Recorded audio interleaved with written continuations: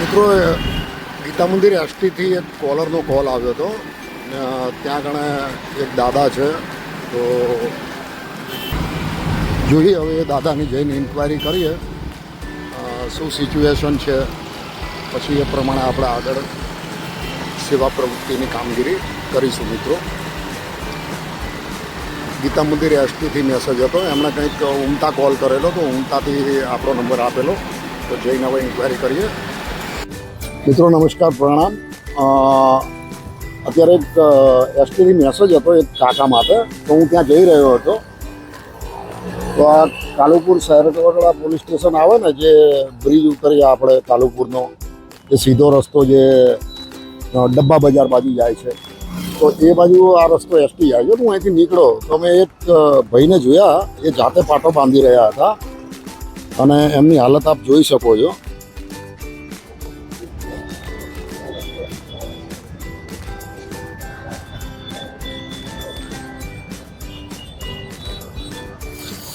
યાની પગ તો એમનો ખોલાય એવો જ નથી, કારણ કે પગ આખો સડી ગયો લાગે છે એમનો. મને એવું લાગે છે, ચાલુ બાઈકે હું જોઈ ગયો હતો, એટલે મને એવું લાગે છે કે એમનો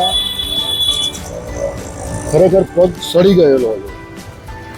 તો કંઈ વાંધો નહીં, હમણાં એક ભાઈ આવ્યા હતા, એમના માટે જમવાનું લેવા ગયા છે. કોઈ આ ભાઈ આવે એટલે આપણે એમને પૂછીશું શું પ્રોબ્લેમ છે એમને.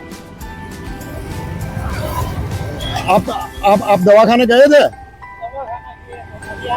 तो आपके परिवार में कोई है?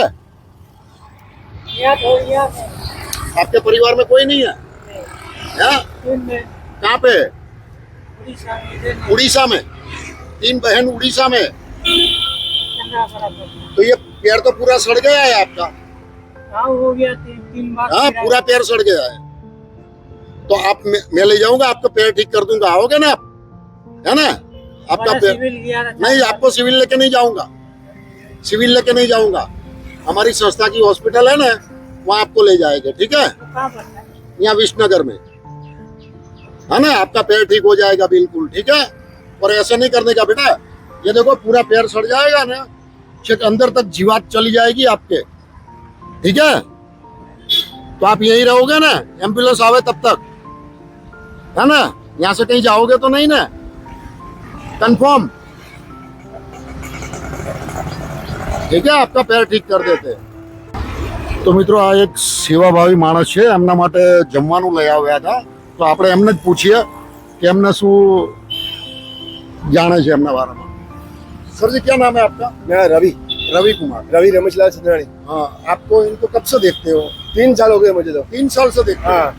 तो इनको क्या प्रॉब्लम? पहले ठीक थे. हाँ. अभी एक 6-8 महीने से इसका पाँव खराब हो गया है. हाँ, तो मेरे को तो ऐसा लग रहा है कि उसमें जीवात भी पड़े हुए हैं. हाँ, मैं सिविल ले गया था इनको. हाँ, सिविल लेके गए. हाँ. फिर तो इन लोगों ने बोला भाई तुम्हारा काम नहीं है, इनमें बहुत सहने चाहिए. हाँ. तो उनका टांग काटना पड़ेगा. टांग काटना पड़ेगा. हाँ. हाँ.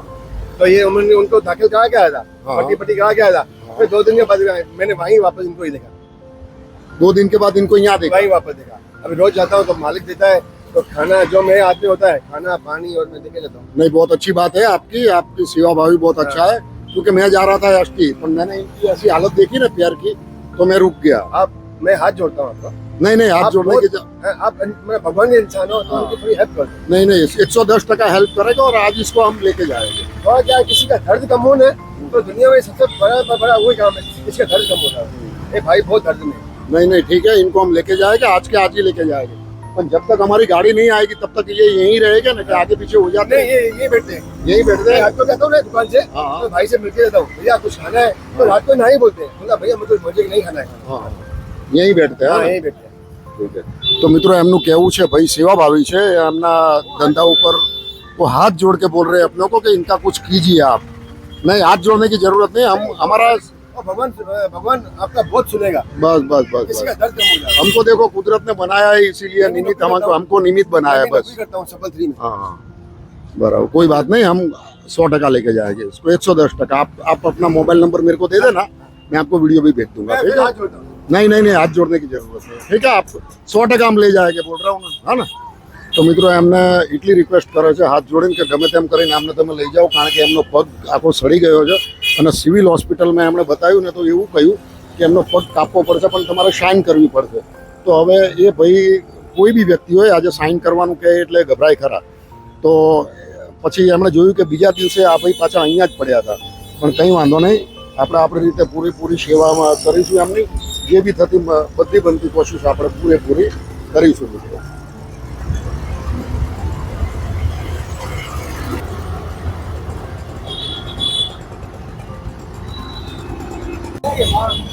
મિત્રો નમસ્કાર, પ્રણામ. આ એફપી રોડ છે, જે મોલ આવેલું છે કંઈ એની સામે જ. બેને એક પ્રભુજી માટે આપણને મેસેજ કરેલો. જે આર્ય સમાજ, આ આર્ય સમાજનું છે ને? હા, આર્ય સમાજ મરસિયાનંદ માર્ગ. તો આ જગ્યાએ કાકા બહુ ખરાબ હાલતમાં પડી રહ્યા છે, આપ જોઈ શકો છો. અને એમનો પગ તો બિલકુલ સડી ગયેલો છે, અંદર કીડા બી પડેલા છે. હા બેન, પગમાં 100%. અરે હશે બેન, જો આ બાજુ જુઓ તમે, આ બાજુ જુઓ. કીડાવાળો પગ અમને ખબર પડી જાય, અમે આવા કેસ લીધેલા ઘણા.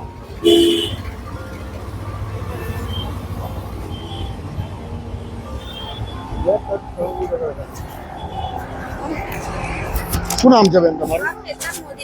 હેતલ મોદી. તો કેટલા ટાઈમથી આમને જોયા તમે? એમને 15 દિવસે હું અહીંયા આવું ને તો 15 દિવસ પહેલા મેં એમને ઘસડીને ચાલતા મેં જોયા હતા. પણ પછી મેં કીધું હવે રસ્તા પર હતા, આપણે એવી કઈ હિંમત ના કરીએ લેડીઝ માણસ થઈને. પણ પછી મેં કીધું આ મંદિરે આવું ને ભાઈએ કીધું કે આ રીતે બેન કોઈ છે, તો પછી મેં ગૂગલ પર સર્ચ કરી અને પછી આ રીતે વાયા તમારો નંબર લીધો મેં. તો મેં કીધું આ ભાઈ ખૂબ જ બીમાર છે, મેં કીધું. અને કે મારે જવું છે એમ. અને પરિવારમાં કોઈ છે ને? પરિવારમાં એમના દીકરી જમાઈ છે, પણ કે કોઈ નો હતો પતો જ નથી, કે પતો જ છે. કોઈ આવતું જ નથી લેવા માટે, કોઈ જોવાય આવતું નથી. પણ આવા વ્યક્તિનું કોણ આવે છે? હવે એમને પૂછ્યું પણ કે મારી છોકરી જમાઈ કોઈ જોવા જ નથી આવતું, કેટલા વખતથી એકલા જ રહે છે અહીંયા મંદિરે બેસી રહે આ બિચારા ભાઈ. બરાબર. તો મિત્રો બેનનું કહેવું એવું છે કે આ 3 દિવસથી લગભગ અહીંયા જ છે ને, એ પહેલાં બી ફરતા હતા, પણ દીકરી જમાઈ છે પણ કોઈ આવતું નથી ને કશું ધ્યાન બી નથી આપતું. અને ઘસડીને ચાલતા હતા. અને ગૂગલમાંથી સર્ચ કરીને આપણો નંબર એમણે લીધો છે. તો આપણે અત્યારે ઇન્ક્વાયરી કરવા માટે આવ્યા ને એમનાથી આપણાથી જે બી બનતી કોશિશ સેવા આપણે ચોક્કસ આપીશું. કાકા, તમારે પરિવારમાં કોણ છે? પરિવારમાં મા બાપ મરી ગયા. મા બાપ મરી ગયા. તમારે રહેવાનું ક્યાં હતું?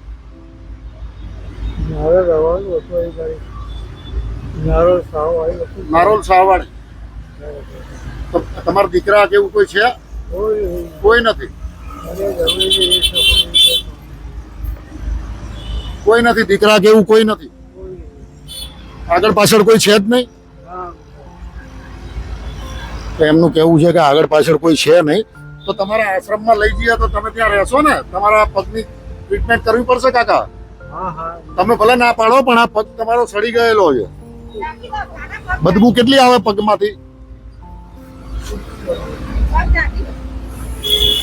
તો મિત્રો કંઈ વાંધો નહીં, આપણે આપણાથી જે બી બનતી કોશિશ સેવા આપણે ચોક્કસ આપીશું. અને ખરેખર કાકાનો પગ બી સડી ગયો છે અને બદબુ બી એટલી આવી રહી છે.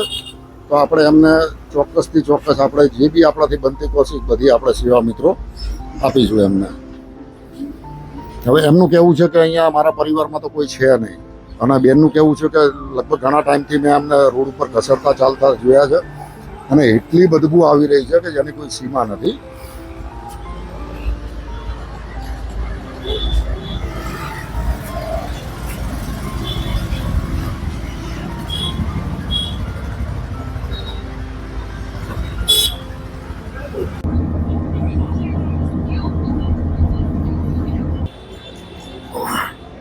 તો મિત્રો આ કાકાને આપણે લઈ જવાના છે અત્યારે.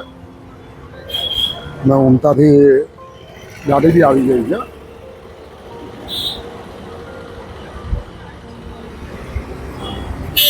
ભાઈ બાઇક પેલી બાજુ લઈ લો.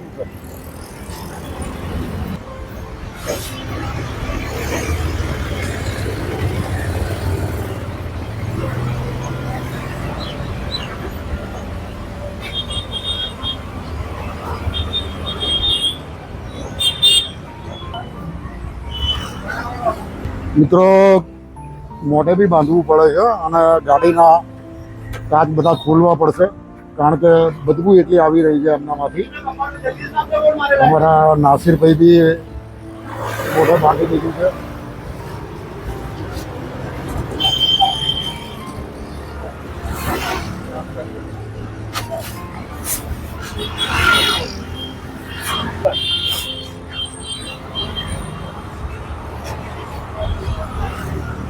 મિત્રો કાકામાંથી બદબુ એટલી આવી રહી છે પગમાંથી કે ખરેખર ધન્ય છે અમારા ભોલાભાઈ અને નાસિરભાઈ જે ઉમટા આપનાગર આશ્રમના સેવા સાથી છે.